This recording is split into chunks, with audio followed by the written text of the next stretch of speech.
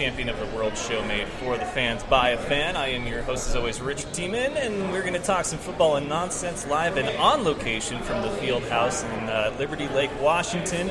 We're here for a special team meeting, first one of the year for the Spokane Wolfpack, and with me, his debut on the show and first guest of the night is none other than coach of the Wolfpack, Michael Walt. Michael, welcome.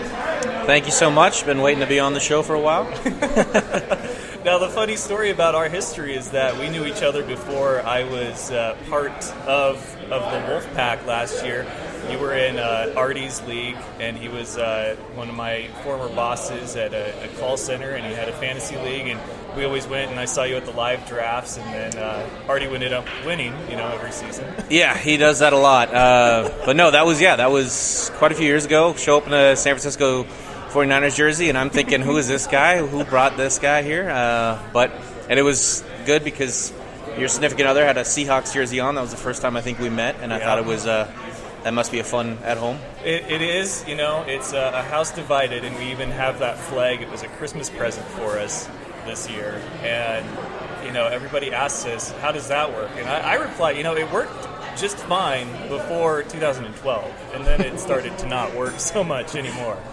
But there you were the Eagles fan, right? Cowboys fan. Yep. Even worse.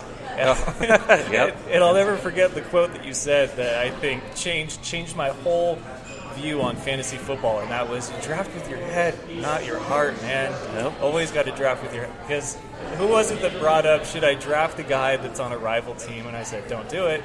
You'll hate it every time. Every time they play your team, or every time you have to cheer for them or get excited, just don't do it. And you're like, head, not your heart. Exactly. You end up with, and then when your player doesn't do well and your team loses, so not only do you could possibly lose fantasy, you lose the regular season game. It's a double whammy. It doesn't really work. It's you don't go that route. Yeah. I try to avoid it like the plague. So if it's Cardinals, Rams, except for I have exceptions and rules. Cooper Kupp, Eastern alum. I got him, okay, because that's cheering for home. Well, that's a good pick. Yeah. That's a quality pick. Next year, if you take Jimmy G, that's a solid. That's a solid pick. Yeah. You're not going to go wrong there. So there's some exceptions to the rule, but stretching to get like a Jason Witten in the fourth round, that's that kind of stuff. So we're at the divisional round of the playoffs, and we're going to talk Wolfpack here in a second, but of course people want to know what happened over the weekend, and it was 50-50, which last year was the first year ever all the home teams won. This year it looked like that was going to be the case again. KC up against the Titans, and then you had Jacksonville hosting the Bills, and then you have New Orleans with Carolina, and then of course LA with Atlanta. Now I went with experience in that Atlanta-LA game because that, for me, was the toughest one to pick. I said I like Matt Ryan against an LA defense with a young coach and a young quarterback. First time there. Had a great season. Won't take anything away from him. But Matt Ryan and Quinn and Julio and all those guys, they've been there before. So I got to give the nod to them. Not only that, but they had an embarrassing Super Bowl. So they're going to be hungry. They're going to want it. They went in and they won. So Atlanta moves on. They will face the Eagles, who are without Carson Wentz. They have Nick Foles. Then you had the battle in the Dome. The New Orleans Saints hold off the Panthers to get the win and move on. They will play in what I think is going to be the best matchup of the postseason, pending if we get a rematch between Pittsburgh and New England, and that's the Minnesota Vikings hosting the New Orleans Saints. Then you had Jacksonville and Buffalo playing a snooze fest. Jacksonville would get the win there. And then Kansas City blowing a 21-point lead against Tennessee. Some bad calls, but all in all, that's classic Andy Reid. And it was just really discouraging. What was your thoughts on the first, the wild card round of the playoffs? Honestly, I love the Kansas City-Tennessee game. To be down 21-3 and to come back the way Tennessee did, to see Mariota not only throw a touchdown, but throw it to himself. Great play. And then the key, you've seen it on SportsCenter a couple times, that block that he had in the fourth quarter for that run, laying it out on the line. You saw his teammates come together and be like, this is the guy we want to be with. So I really thought that was big. I like that. The Rams game, my heart was for the Rams. I love the story. The coach, the youngest coach, Goff getting a redeserving it. They thought he was a flop. Now he's like, oh, wait a minute, this guy can play. Gurley playing like a MVP. if not the MVP. He would have my vote if I was going to go for MVP. And then just to lose Atlanta is a heartbreaker for me. The Saints game went the way I thought it was going to go. The Saints are rolling. Their running game, they shut it down, and then they're like, well, we'll shut down the run. They forgot who the quarterback was. It's Drew Brees. Oh, yeah, I can still throw the ball. I still have great weapons, so it made a lot of difference. The only thing I can say about the Jags-Bills was that defense. I think that's going to carry them. That defense was insane. Ramsey is going to be going, if not now, in a couple years, he'll be considered the best corner in football. Yeah, and for me, that game was kind of a tough pick because the Bills almost felt like the feel-good story of the season just because of, there was that quarterback decision midway through the season. They're not a team that can win and be in against a team that has nothing to play for like the Ravens. They were a team that needed to win and needed to have the Ravens lose in order to get in. They get in first time this century, first time in years and years. And I was like, good for them because the Vikings on the other side of that, they've lost 4 Super Bowls too. And it's been heartbreaking history for both of those franchises. So they're both kind of the feel-good stories. I feel bad for Bills fans having such an early exit. But then again, Jacksonville, who thought they were going to be in it too, and there's a reason why they're the number 3 seed, and I thought that they played, it was, I'm not going to say sloppy football, but just very defensive football. And it was still, a good game, but they're going to need more than that against the Steelers, although they won the previous matchup with them earlier in the season. I think the big part of that is Bortles outran his passing. Yeah. He, by 1 yard, I think it was 88 to 87 or something like that, outran it. Now, I'd be saying it was windy. Mm-hmm. It was drastically windy. They made comments throughout the game, but still, that's their make or break point. If Bortles can play a decent game like he was playing a couple of weeks ago, where he was one of the best quarterbacks in the league for that stretch, if they can do that, I think they can go at least pretty decent game against Pittsburgh. But if he's playing like he played last game, that defense won't be able to shut down the Steelers for that long, so that'll be the Achilles heel for them. Now, on the NFC side, I feel like the winner of New Orleans, Minnesota is probably going to represent the NFC in the Super Bowl, just because Minnesota's defense has been, if not the best, got to be a close second to what would be the best in Jacksonville. And for Drew Brees, if anyone is going to score enough points to win against that kind of defense, it's him on that side of the NFL. And then you have Case Keenum, who's played a great season in the absence of Bradford and then not knowing what's going to happen with Teddy Bridgewater. And for him to be as well on offense as he has been, especially with the weapons that he's had, I don't know how far along New Orleans' defense has come. They were able to shut down Cam Newton when they needed to late in the game. So part of me wants to lean towards New Orleans. But then again, this is a team that could potentially host the first ever Super Bowl in their home stadium. So that's got to be in the back of their mind because this is huge. They're coming off of a bye week, and who knows what that did for them. But this is a hot team. I agree. I think it's going to be an interesting game because the Saints are a hot team as themselves. They came along with the running game. They're going really well. I just think it's that year for Minnesota. I think it's that makeup game for the Brett Favre fiasco from 2009 when he threw the pick. I think this time Minnesota gets it over the Saints. I like the Minnesota team because they're almost a team of cast-offs. Yeah. You got Murray, who didn't really want in Oakland. Case Keenum, nobody wants him for some odd reason, but I've liked him since his college days at Houston. Thielen was undrafted. You have these guys that nobody really wanted, and they're coming together. The coaching staff's brought them together and really has them working well. The bye week, I'm always shaky on bye weeks going into because you've seen it where they have that week off and they just don't play well. That first coming out of there rusty, coming out of the gate. But I honestly think like you said, I think whoever wins this is the NFC champion. Even if, like you said, the next matchup, Atlanta, Philly, I don't think either one of them can compete. Really. And I mean, Atlanta's going to play like a team that has something to prove because they do.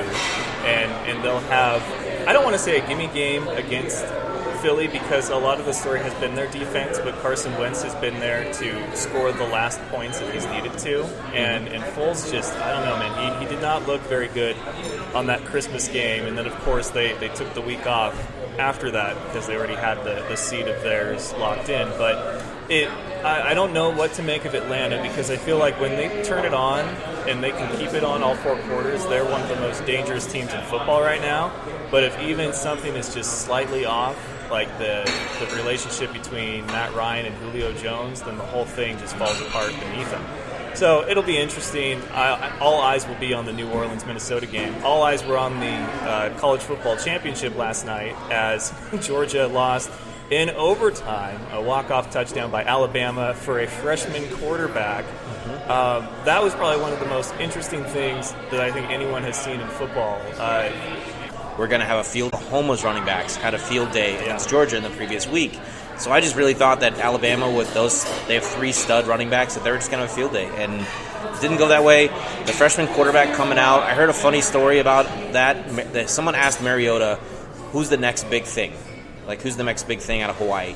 And he said, the Alabama freshman quarterback. He said, this guy will be huge in college football. And he went out there and he showed that he's ready to go. And next year will be interesting where Saban goes for his quarterbacks. Well, yeah, and I always talk about how, Alabama is that one team that's in that picture of championship caliber team every year as long as Saban's there, but nobody's ever talking about their quarterback. The Browns aren't getting gushy over Alabama quarterbacks, and it's always some West Coast school that seems to produce the best quarterbacks, but yet they're not in the championship every year. And so I found that very funny, and then sure enough, last night we see an Alabama quarterback save the day. Yep. So I'm like, well, here you go. And I honestly think that's going to be the next generation for Alabama. I think you'll see that he's a guy that pro teams start looking at going, this is a quarterback that we want. If he keeps playing like he did last night, it'll be interesting how they go forward with where they're going. So now then, to the topic of the hour, Wolfpack football. It's your guys' first official team meeting of the new year. I was in there for some of the meetings. Sounds like you guys have things as far as from a business standpoint, a numbers and figures kind of view, that everything looks to be in order, which is good because last year I know there was a few question marks as the season went on, and especially with the postseason coming into picture. But your official title with the Wolfpack is assistant coach now, or are you coordinator? It's assistant coach / coordinator, kind of a combination. It's Travis and I working together and making sure that it's run how we want to run it, and it's his offense, his defense. I'm on full board with it. I like the offense. It's the offense that I'm used to running in my past experiences. So it's a lot of what a lot of players did well with this team in the past. So it should go pretty well for us across the board on that. Yeah, looking around the room, it was a lot of what looked like young potential talent in there. A lot of the guys I knew from last year, and in fact, they'll be coming on the show after you. But for you, Travis, I understand he owns a business and he has a football team, and then he coaches in that team. But for you, I mean, is this a mentor kind of thing? Like, are you wanting to help young players kind of get to that next level, or is this more of like, you've always wanted to coach, here's your opportunity to coach as kind of a hobby, but more so like in an official capacity? I think it's a combination of all that. I've always coached since high school. When I got out of high school, I started coaching at the high school level. I started coaching at the junior high level. I've even gone down to the second and third graders with a buddy. We did a Fitz League over in Coeur d'Alene. I like football in general. I want to be around it. I just want to be around it. I have a lot of knowledge on the game. It's one of those things, the players that can't play the coach, I can coach a position. I may not be the best quarterback, corner, running back, all that, but I know how to coach it. I know how to get through to a player. Yeah. I enjoy the other side of it is motivating. Every job I've ever been in now, I coach in my normal job for what we do, and I like to see somebody succeed and pass that threshold and go, look, you can do that. It's not about coming out thinking what you can do. It's going past that and going, oh wow, I can really push myself and get to that next level. It's fun to enjoy. You get an enjoyment out of it. So I've always enjoyed that level of participation in football. Is there such a thing as game planning in a semi-professional setting, just because of how many elements you have to factor in? Guys that maybe didn't pay their fees and they're not eligible to play that next game on your team or the other, or guys that they've picked up guys since the season started, or however it works. Like, do those kind of variables make it difficult to do your job, or is that kind of part of the challenge? It's part of the challenge. It's one of the challenges that I wouldn't say enjoy, but I thrive at. Travis and I are very analytical people, so we look at things. We game plan for the what if. Gotcha. Okay, we have this going, but what if this player doesn't show? And I try to be a step ahead in that portion of it, so you know who the backup is. You're talking to them ahead of time, like a day before, going, hey, there's a good chance you're playing in this game. Do you know what you're doing? And having that ahead of everything is a big key. So it's a challenge, but it makes it worth it to go through that. Yeah, I was going to say, I forgot even transportation can be kind of a factor. You guys kind of say, like, if you look at the map, Washington State, it's almost as if you're on your own little island over here on the east.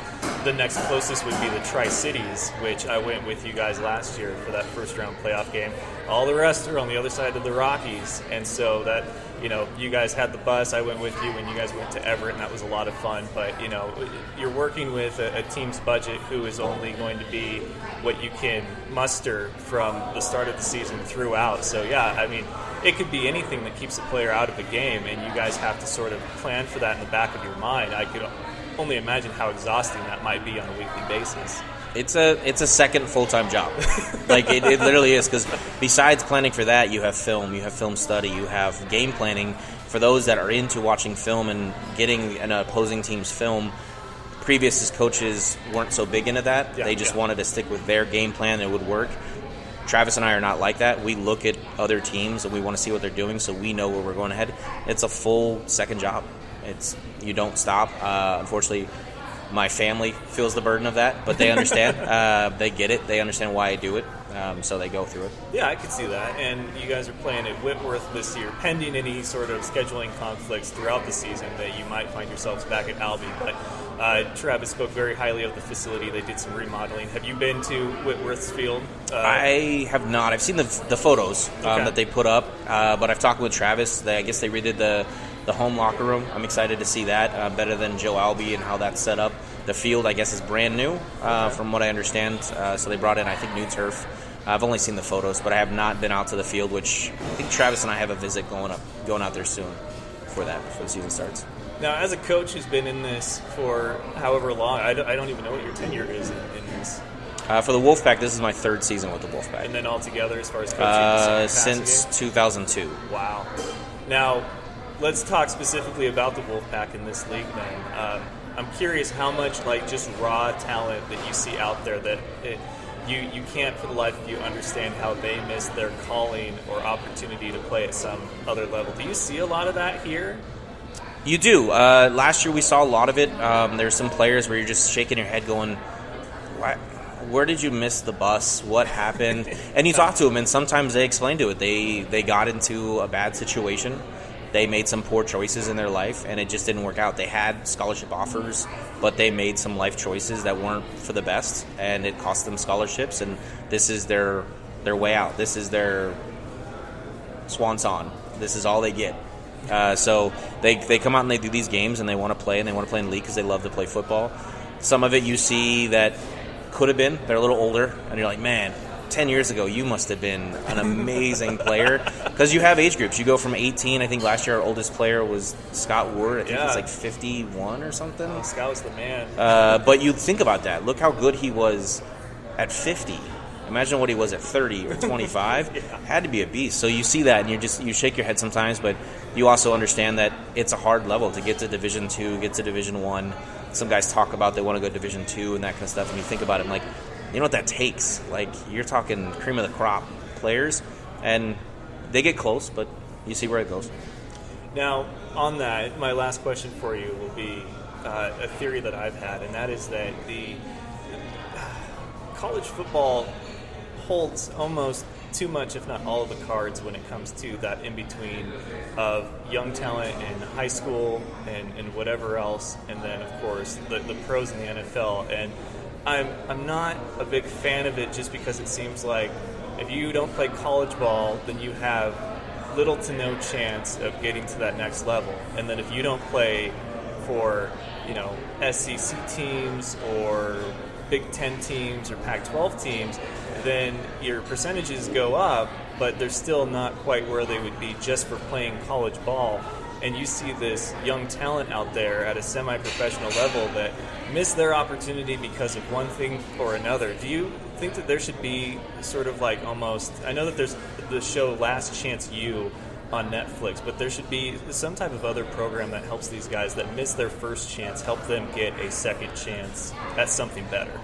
There's programs out there. They're just not well known. I know a couple people that have played in the leagues that have been around here, not the WWFL or that we've done, or there's been other leagues that have actually had invites to pro camps, gotten out of that. The biggest thing you see is what effort are they putting in to get that out there. Are they sending tapes? Are they getting known across the league and that kind of thing? But I know besides the Last Chance U, there's a couple other programs you can do. They're just not well known. You really have to do your homework and you really have to search. And a lot of it takes a lot of sacrifice because you're talking about moving away from your family. You're moving down to Southern California, moving down to Texas, Florida, and those realms where you have to get in these programs. But it's very hard. You have to go in there and you have to be in that shining moment. It's hard enough to make it through Division I to make it to the pros. You're talking, it's like 19%, not even make it. So it's even harder.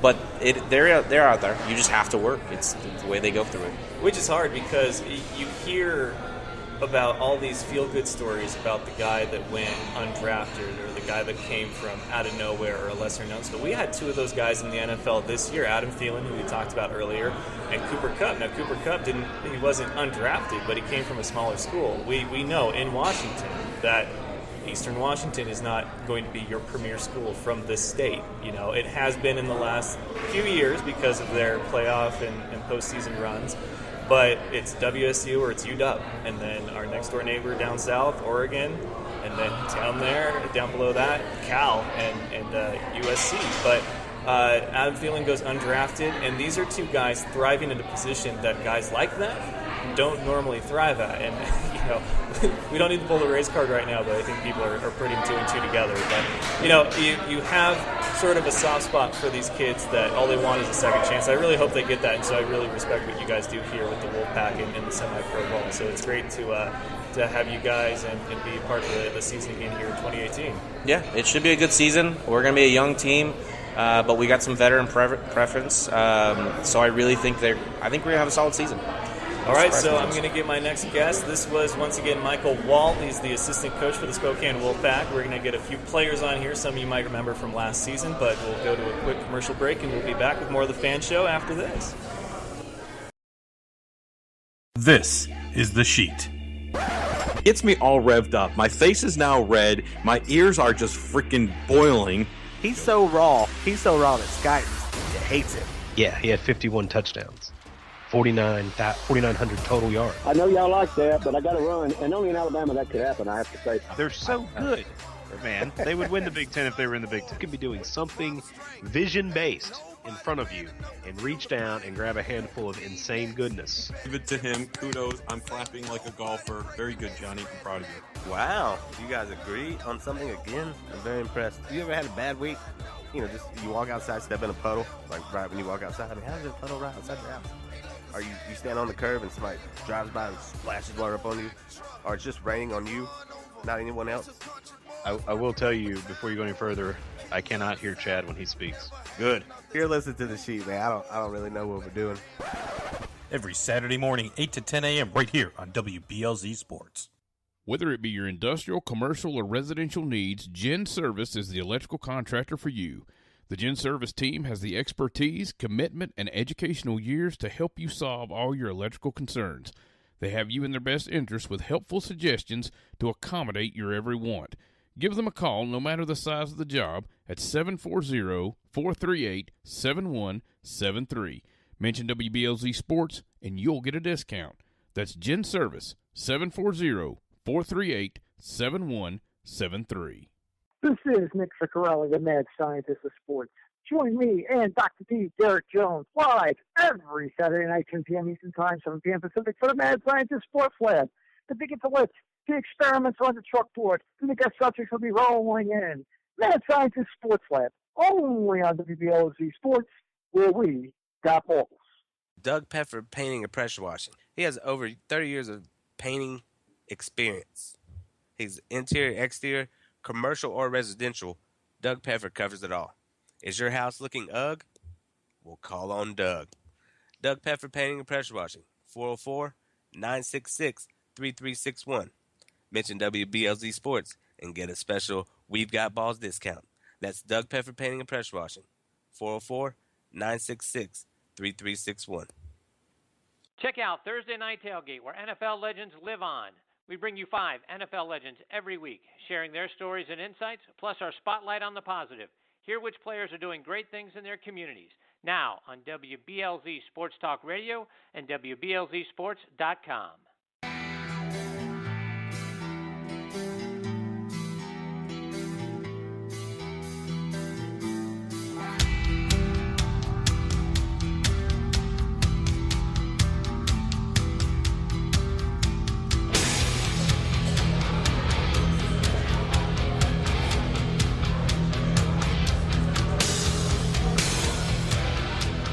All right, we are back, and joining me is one of the young, talented players that Mr. Michael Walt and I discussed earlier, Devin Huber. Devin, welcome back, sir. Thanks, Rich. How you doing? Doing good, man. You excited about the season? Absolutely. Really excited. It's going to look like we're going to have a great season in 2018. Everybody's working hard to just be competitive and hopefully bring a title to Spokane. No, you got a Titan City on right now. Absolutely. And they have been the talk of the weekend because of that blown lead by Kansas State, because Oakridge your etch a sketch, and now you're back to square one. Why, I don't know. And then to play not to lose rather than to play to win, never quite understood that mindset. But you have Marcus Mariota out there who's throwing touchdowns to himself. That's and incredible. He's throwing lead blocks, and he's basically doing the Cam Newton thing that he does in Carolina. I mean, this guy has had some of the more back-and-forth seasons that we've seen. There's been injuries. There's been some doubt as far as his ability. Now that we've seen what I feel is probably the best sample size that you can see of a young quarterback, what do you feel about Mariota? You know, I was actually incredibly skeptical as a Titans fan when he came out of the draft, and we picked him up early. But ever since then, when he's looking healthy and comfortable, you know, he has the potential to be one of the better quarterbacks in the league. Just strictly off of his athleticism and talent alone. What a lot of people might not delve into, because a lot of people are Seahawks fans over here, is he has a real understanding and feel of the game. And once he gets let loose, there's just sky's the limit for him. Yeah, when he's in the zone, he's in. And that's a scary thing. I was talking to your guys' assistant coach, Michael Walt, about the Falcons and how they're probably the third best team in the NFC playoffs that are left right now out of the 4, because of course the Eagles, they're without Carson Wentz. We'll see what Nick Foles can do, but I'm worried about that. But the Falcons, I said, if they're on the same page and if everything is locked and it's clicking, they're one of the best teams in the whole league. But if one thing is off, then the whole thing crumbles. And I feel like that's a similar story with the Titans on the other side in the AFC. Absolutely. You know, the thing with the Titans is they're incredibly inconsistent. They always play up to the competition, but unfortunately they also play down to the competition, because, like, losing to the Rams and the Cardinals, the Dolphins, but then they come back and beat Jacksonville twice, you know, like, beat Seattle. It's just incredible. Like, it's just... It makes you want to pull out your hair, honestly, sometimes, because, you know, we get those 3 games back, then we rested until this Sunday or Saturday or whatever. Yeah, it's amazing what a difference a few games will make. So now they go into probably what is the toughest challenge for any team in the AFC, let alone the toughest challenge for a team at this round of the playoffs. They will play the Patriots. So is this the point where you're like, well, it's been a great season? Or are you like, you know, there's always that chance, right. and if anybody's going to do it, it's going to be Marcus Mariota and my Titans. Well, if anyone could do it and pull out the upset, I think it'd be a team coached by Dick LeBeau on the defensive side, because, you know, he's one of the best. But on the other side, the last Heisman quarterback to play the Patriots in the playoffs was Tim Tebow, and we know how that went. That wasn't very pretty. So, you know, I have high hopes but low expectations. And that's a good place to keep it. Now, I think Dick LeBeau is one of the best defensive minds in the league right now, and one of the best defensive minds of the last decade. So if anyone can slow down Tom Brady, it's him. But then you have to wonder, you know, this Patriots on their defense, they're no slouches either. And Absolutely. so Marcus Mariota and the rest of the guys are going to have to adjust. I feel like this is going to be a lower scoring game than what people feel like, and not just for one team, but for both. This could be a close game, kept probably. I want to say the under could be 30 points. Yeah. Well, the Patriots are favored by I think 14 points or a couple touchdowns.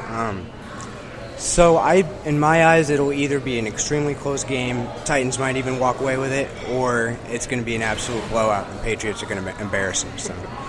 Well, best of luck to you and your Titans this weekend. But let's talk about the Wolfpack.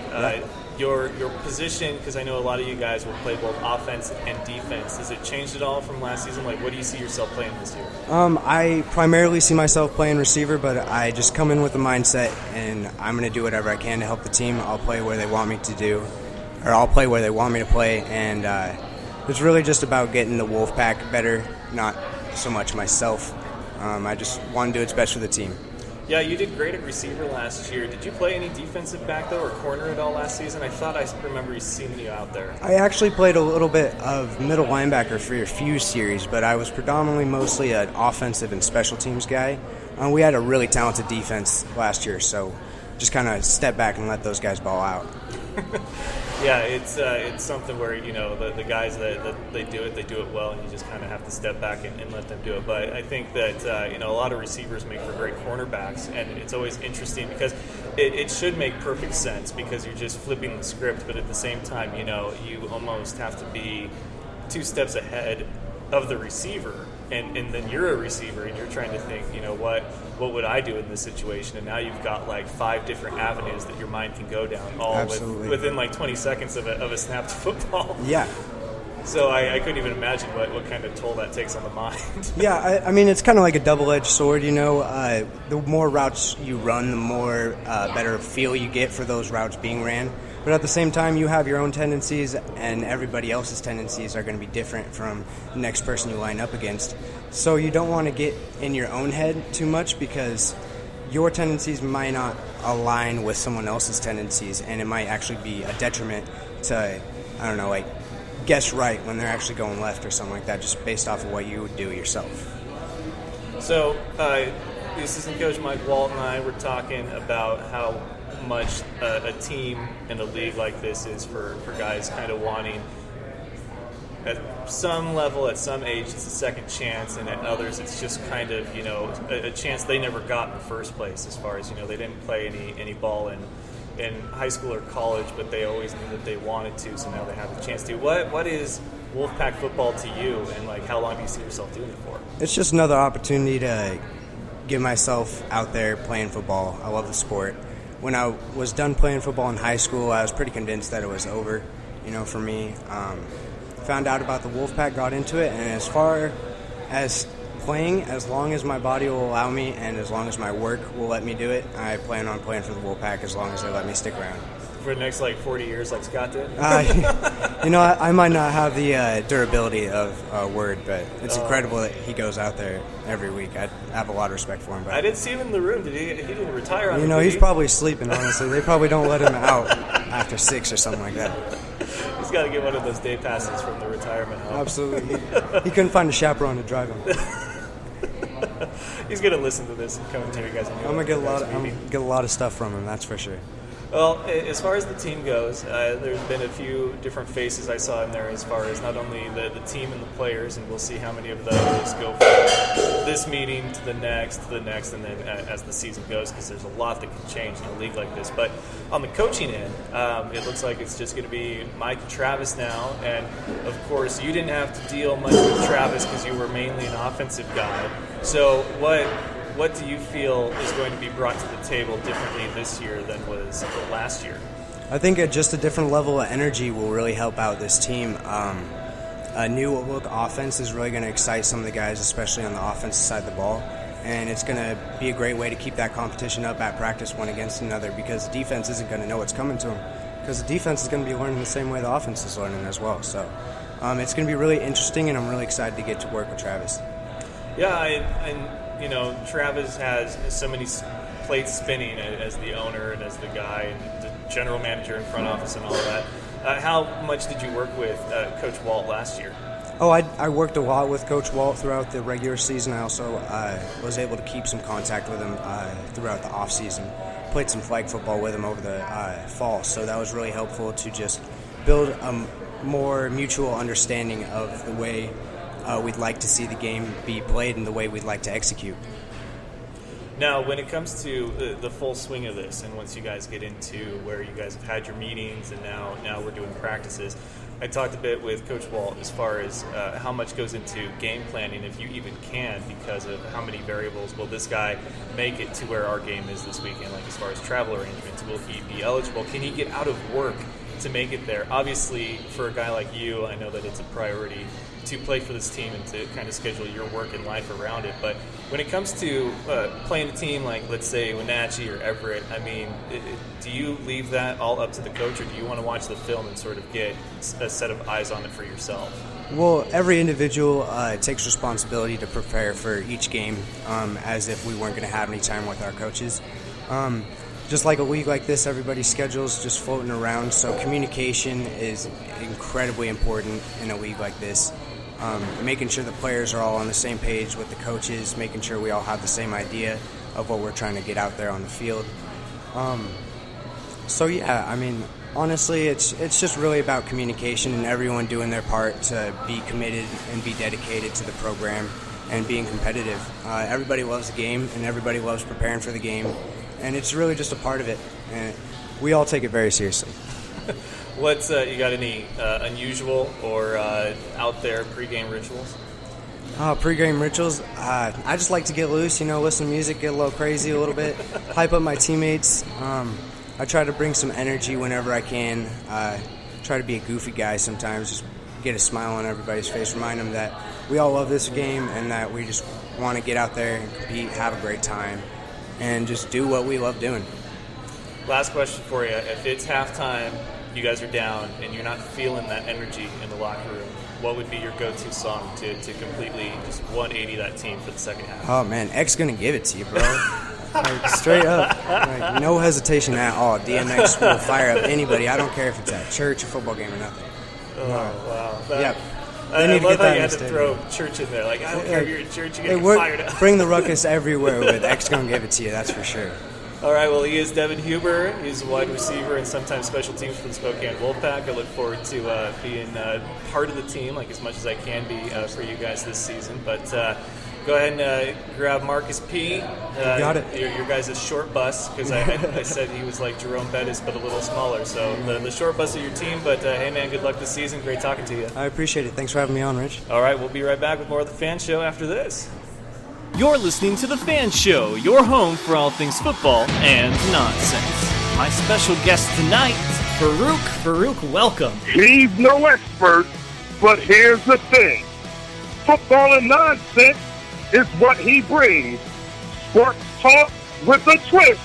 It's The Fan Show. Do you know him as Kevin from the League? It is none other than very funny Steve Ranazisi. 99% of the population doesn't know who I am, but the 1% do. They yell and scream inappropriate things at me in public. Kyle Ray. Kyle, welcome. And I was like, wow, I think we just saw the whole Super Bowl, Phyllis. It's like that scene in The Simpsons. Like, why rent the movie? I just saw the best part. Funny man Brad Williams. Yeah, I'm here. No, I flew in just for your podcast. I've heard about this podcast. I've heard it's fantastic. It's Mac and Farva, but they are my special guests tonight. Steve Lemmy, Kevin Heffernan. I was in Mexico for 10 weeks in a Speedo. Like, that was me going to work. I was putting on a Speedo. Farva is the most fun to play, and it was a blast to do that again, to do Farva again. So then the makeup artist had to put Vaseline on your body, right? Yeah. And then put the powdered sugar on top of that. Is your name really Richard Siemens? Listen live every Tuesday, Wednesday, and Thursday night on Spreaker.com, or subscribe to the podcast on iTunes and SoundCloud. All right, we are back, and joining me, one of my favorite players on the team, all healed up. It is Marcus, the short bus Parker, little Jerome Bettis. How you doing, man? Good, man. How you been? Doing good. Last time I saw you, though, you were hobbling around. I saw what had happened in Everett, and it was ugly, man. I did not wish that on anybody, but it looks like you recovered well. Are you 100%? I'm about 90% by season. I'll definitely be by 100%. I'm doing physical therapy about 3 times a week with some professionals, and getting back, I think I'm going to be better shape than I was last year. Well, that's good, man. You got to trust the process on that. Is this the first injury like that you've had, or have you had other injuries? I sustained an ACL tear about 4 years ago, and that's what kind of shortened my career before. And that last year was like my comeback year, so this is like comeback year season 2. So yeah, now this one was a break, and so you had the ACL tear. I feel like this is kind of a weird question to ask, but is there like a preference for an athlete? Like, would you rather break or tear? I mean, the doctors say breaks are easier to come back on. The tears, you got to rebuild the ligaments and stuff like that. So, I mean, I guess if I had to choose, it'd be a break. But like I said, none of it's fun. I was going to say, because I saw the play, and it was just nasty, and they came and got you, and I was like, man, I don't know what's going on. And then I could hear them talking as they're looking at you, and I'm just like, this is bad. So I'm glad to see you on your feet, 90%, looking forward to this season. I was listening into some of the coach talk, and you got Travis doing the defensive stuff. I just talked to Coach Mike Walsh, and touchdown, 26. Yeah. And first time that anyone's ever been talking about an Alabama quarterback. And then we've got the NFL season that's into the second round, divisional round. What's the matchup that you're looking forward to the most? I like watching the Pittsburgh Steelers play. They have a lot of players: Antonio Brown, Le'Veon Bell, Big Ben. They're always a fun group to watch. As well as the Titans. Like I said, after watching that Mariota play, you can't help but have some love for some of them Titans this year, man. the catch and throw to himself, that was ridiculous, and he scored, yeah. As a player and as an offensive player at that, tell me about the Steelers, and if you had to pick a guy that's the MVP of that team, is it Brown, Ben, or Bell? This is like a tough question, man. $1 million right here. Oh, man, that's really tough because at the beginning of the year, Le'Veon Bell was suspended, so he didn't even play at first, and then Antonio Brown got hurt, and Ben's had a kind of on and off season. So legitimately, I think the three of them together is what creates the beast that keeps them going, because without all three of them, it helps the team focus on one or two people. But second and catch, he could the backfield, and he's smaller, but like I said, he plays like he's a big back, so he's fun to watch too. Do you think we're going to see the same David Johnson that we saw 2 years ago when he's back and up to 100? I mean, it's difficult, especially coming off injuries, So it all depends on the person and who's surrounded by him. If he's got a good offensive lineman, it's hard not to be good. But at the same time, David Johnson, he still plays for the Cardinals, right? Yeah. He got AP there now. There's some competition, and everybody loves seeing AP run with the ball. So we'll see. So talk to me a little bit about come up, stopping basically where I was at the end of the season and move forward. That's the hardest part. Now, there's been a lot of guys that I've talked to when it comes to injuries and sort of the mindset, and a lot of them will tell you the same thing, that once you're back and once you're 100%, it's not over yet, because you have to step out on that field and basically hit it 100, because if you hesitate, that's how another injury can occur. If you're hesitant, if you're doing it 75, 80, so is that something that you have to overcome in your own mind, or do you just you feel it, I'm 100, I'm going to go out there and hit it like I'm 100? Absolutely. You never know until you get the ball in your hands and you get that first play if you're mentally ready, because you can lift all the weights in the world, do all the running, but as soon as it becomes prime time, mentally if you're ready for it or not. Because I've seen a lot of people get injured, come back, and not be able to do what they were simply because they're always thinking about that injury. You got to have a clean slate and just go out there and put it all on the line. That's what I do. What was your rehab regimen like? Like once the cast came off and now you can start putting some weight on it, working out, what was that schedule like for you? So since I would say about late November, early December is when I've been working with physical therapy office, Inspire. Shout out to Inspire Physical Therapy in the Valley. They've been working with me 3 times a week. And at first it started with just stretching, massages, and trying to get me back into even using my ankle again. And now we're doing full football regimen kind of workouts, where we're doing ladder drills, jumping drills, cone drills, all of this, and trying to get me back into the best shape of my life. So it's been a long process, but like I said, shout out to them because they're really pushing me to go further. And like I said, it's all mental. I just got to get over that mental aspect and let the physical come with it. How hard was it on occasions where you're early into the process and you're thinking to yourself, do I want to get back out there? Like, how bad do I really want to play? Like, is the rehab worth it, or do I just want to get back up on 2 feet again? I made that decision before rehab even started. There was a point where I was laid up in the bed for about 2.5 months, and I was wondering if I was ever going to play football again. And then once I got to the point where I could walk again, I was just like, you know what, sky's the limit, you know. Just the fact that I have this blessing to walk again and have the ability to play, I'd be cheating myself if I didn't attempt to play again. So, like I said, by the time the cast came off, I already knew I wanted to dedicate the rest of my life to playing football again. So that's where awesome. I'm at now. So Scott Word is kind of the bar as far as, like, you know, you guys can clearly play till you're 50, 51 if you want to.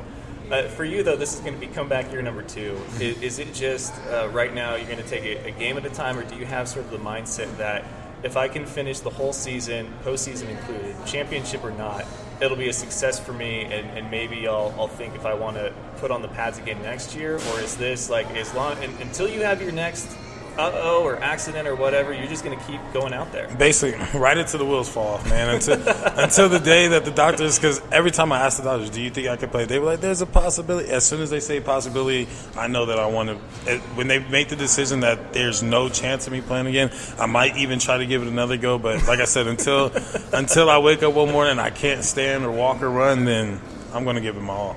Oh, man, that's awesome to hear. You're probably one of my favorite comeback stories, just because I was there when it happened, and I'm looking forward to seeing how well the rehab has paid off, and you're at about 90% now, going to be 100. What's like a goal that you set for yourself this season? Like, do you have a yardage goal, touchdown, or just finish the season, start to finish?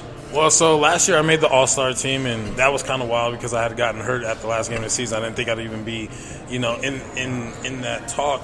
So this year, it's sky's the limit. Like I said, I'm going for MVP this season. I want to be the most recognized person in the league this season. And like I said, I've been putting in the work in the offseason for me to believe. Like last year, like I said, out of shape, and I still was able to do what I did and have some type of a decent season and still make the All-Star team. So this year, I want to take it a step further and go for MVP. So are you basically telling me that I should I should loan out the belt to you, like, for weeks at a time, because it's just going to come right back to you? I mean, that's my goal, man. Whether it's offense, defense, special teams, even on the sideline, whatever it takes to get my team to win, I'm going to put it all on the line. So, all right, man. Yeah. Well, I got time for one more of you, and I know that Travis had someone in mind for that last one. So if you want to go and let him know, I got time for one more.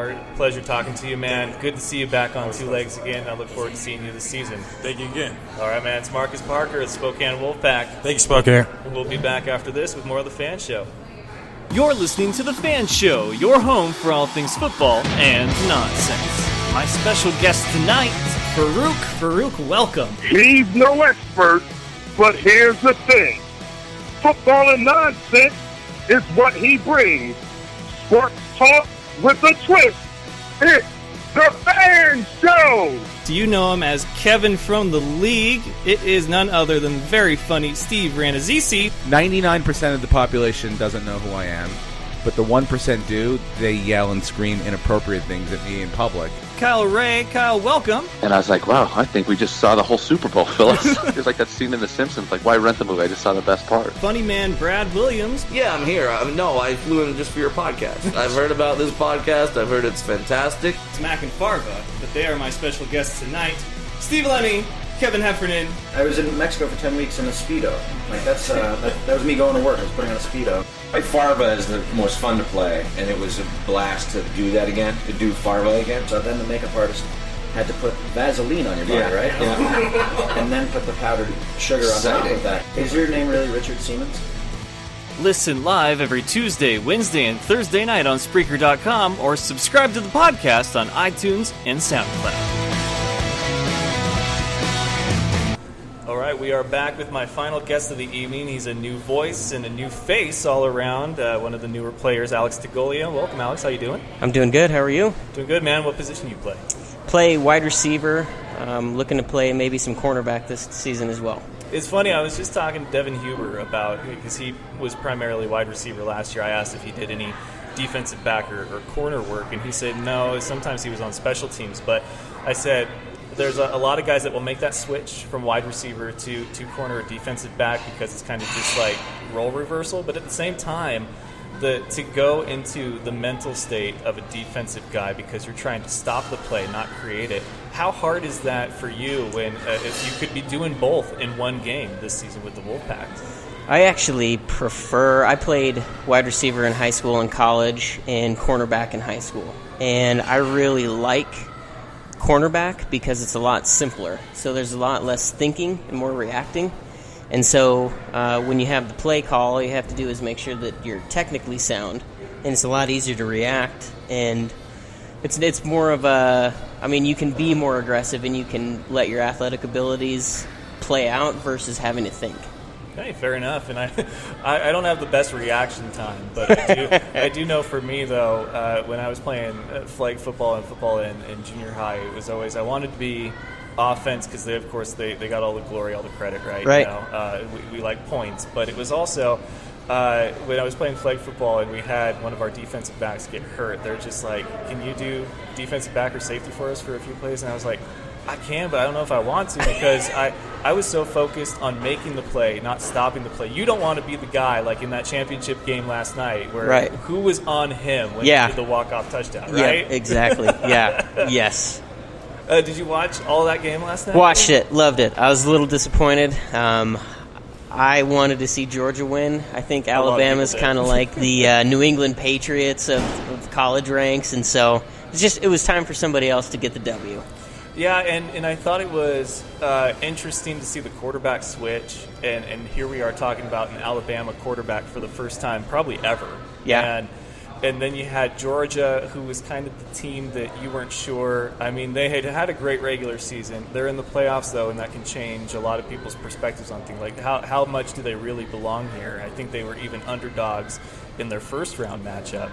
But now you've got them with a lead against Alabama, of all things. No lead is safe against Nick Saban, but you're just like, they're taking it to them. And then there's overtime. There was that missed kick. They get a field goal.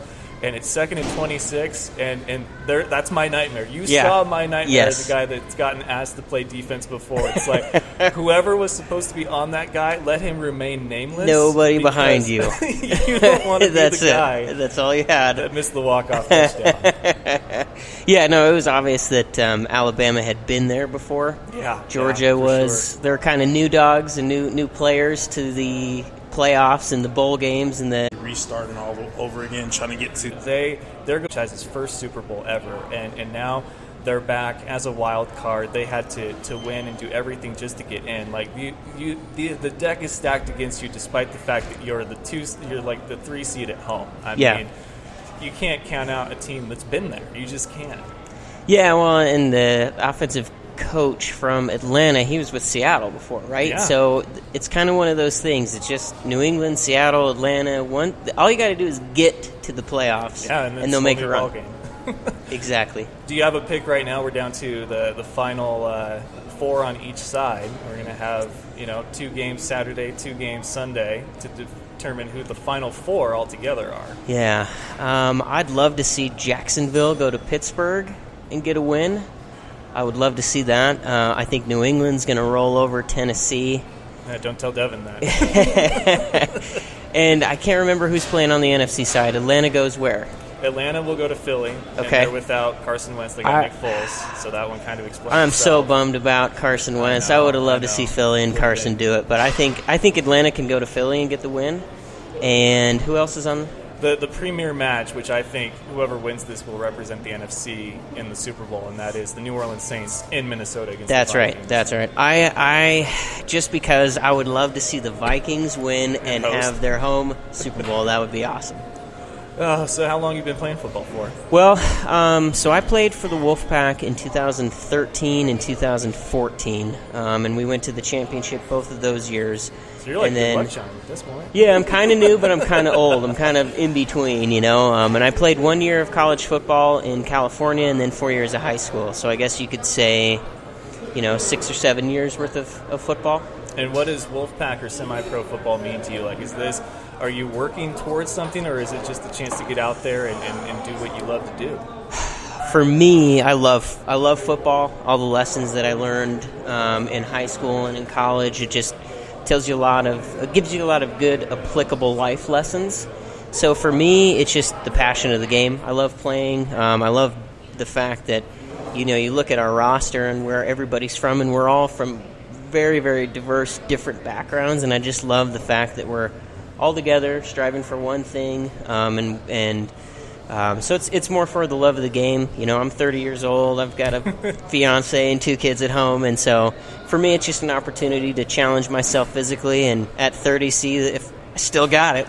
That brings me to a question that I can ask you that a lot of the other guys won't know, at least not yet. There's Sure. a few of them that maybe in a few years they'll be at that point. But there's been a lot of players that have come out of retirement or come back for sort of one more round because they have a child now and they want them to see them do what they're good at, what they're the best at, and what they have loved to do. What's that like for you as a father out there on the field? Yeah, my kids love coming to the games because there's a lot of other little kids around, for sure. and so they love running around and watching Daddy play. And now that they're getting a little bit older, I think it'll be more of a chore for them. But a few years back, they loved just hanging out with all the other kids and watching all the other dads and me play. So it's a lot of fun for them, chance for them to get out of the house and meet some new friends. All right, well, Alex, I look forward to getting to know you this season. Welcome back Me too. Thank you. the Spokane Wolfpack, but I'm sure we'll have you on again. I'm running out of time here, but I appreciate you dropping by and being my last guest here. So Sure. Good luck this season, and Thank you. we'll talk again soon, Yep. man. Go Pack. All right, that is going to do it here live and on location from the Field House in Liberty Lake, Washington, as we get ready for Wolfpack football this summer. First team meeting of 2018. Don't forget to tune in tomorrow night as we've got James Coe of the NFL Network. He's going to be stopping by, and I think Zach Brunner as we settle up our season-long bets. So until next time, best of luck to you and yours. Go Niners, and it's all fun and games until you butt fumble. Good night, folks. Do you remember the time that Mark Sanchez ran into his player's butt? That was funny sports. Thank you for having me on the show, man. I love the Fan Show.